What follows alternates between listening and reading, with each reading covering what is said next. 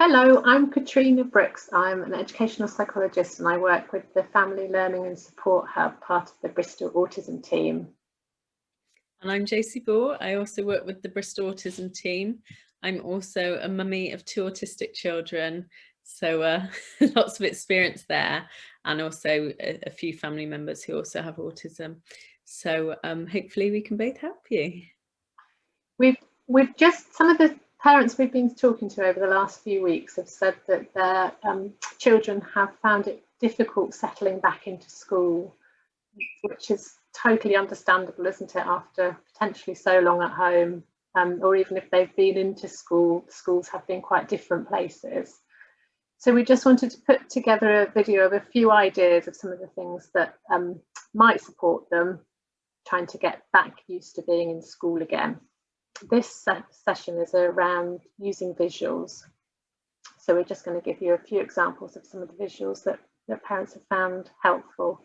Please take anything that you think might be helpful, but don't feel like you need to do everything, because all of our children are different, and some things you might think, oh yeah, that might work, or some things you'll think, right, that's not going to work.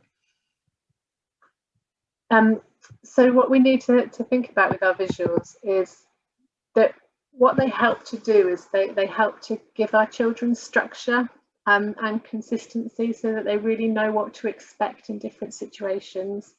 And if they have this structure and consistency, then hopefully that can really reduce their anxiety at times when there's changes. For our children, it seems to be particularly transitions can be tricky for them. So a visual can really help them remember what to expect and help reinforce what's going to come next, so that they don't have that insecurity about not knowing what's going to happen. The visuals can help our children remember what to do at each step. And I think sometimes for our children that can be really tricky for them, knowing a kind of process that they need to go through. So sometimes we can use visuals to help with those processes. They can be supportive. Sometimes parents think, well, actually my child's language is really good, so they don't need visuals. But actually a mum that we were speaking to last week said she'd realised, because her child's anxiety levels had risen a little bit, that actually by doing a visual of the morning routine, even though he's got very good language skills, but she found he did refer to it only a few times. He didn't need to have it next to him all the time, but he referred to it a few times, and it really seemed to ease his anxiety, because he remembered, he knew it was written down in black and white what to expect each morning. It can help, parents have said, with different parts of the day. So it can help sometimes with the goodbye routine in the morning. Can help our children separate, because for some of our children, they've been so used to being with somebody that knows them really, really well at home. It's that separating can be really tricky. It can give them a bit of an understanding of a sense of time, because I think sometimes it feels like the school days go on forever and ever for them, and it can be quite helpful as a reminder of what's coming next and what's at the end of the day to look forward to. These are just a few ideas. There's many more ideas on that website, on the Bristol Local Offer, that Tanya Rawlinson put together at the middle of the first lockdown. If you just Google local offer and support for children with autism, then there'll be lots of ideas that come up. Okay, so I'm going to show a few examples now.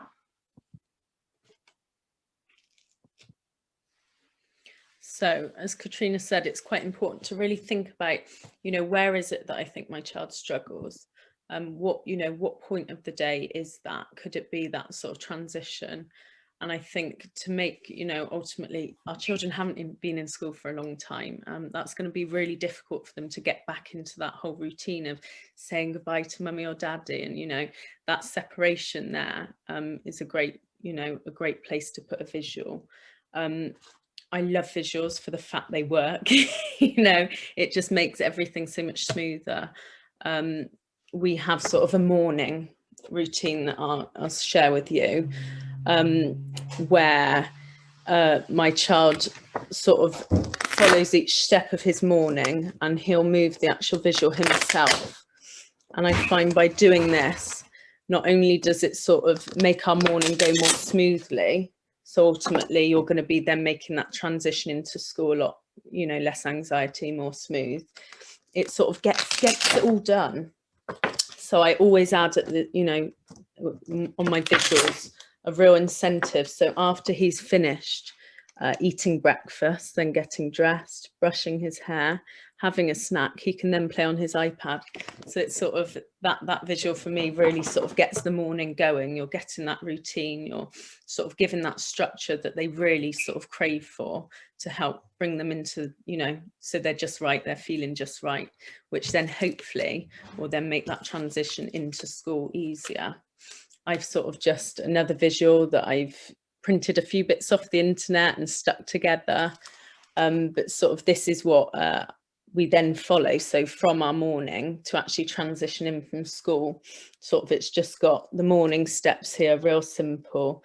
Then there's this sort of school visual here, but it's really important for my child on his sort of transition to understand that actually school finishes and sort of you'll be coming home and having a snuggle with mummy. Ultimately, that's his thing at the end of his day. And sort of it was quite a big eye-opener really, of we had all these visuals in place to get him into school, but actually just clarifying with him visually that school then finished and he got to come home and snuggle with mummy.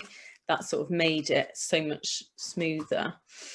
It's also quite important to remember as well, you know, that transition will be tricky for your child, so having a visual there is great, but also it needs to sort of be followed on, so we can put in lots in place at home to try and make that a smooth morning and then a smooth transition with visuals, so they're really, you know, they're really clear on what's going on, but then it kind of needs to be followed at school. So we've found that, you know, putting all this in place, it sort of stopped at that point. Then that transition was great, but then what do I do?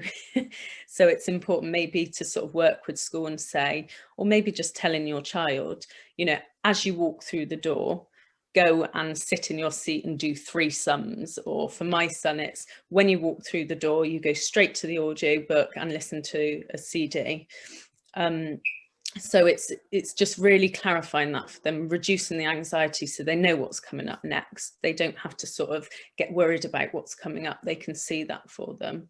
I find it with a lot of my visuals as well, you know, they don't have to be in your face, you know, if your child's getting that bit older and they, you know, are noticing, don't want people to see them with these handy visuals every day, you know, just having one up on the wall that they, you might think they're not even using it, but they will be glancing at that, and just having that reassurance of, okay, yeah, that is happening, you know, really reduces the anxiety on those transitions or throughout that day where you think that visual is needed.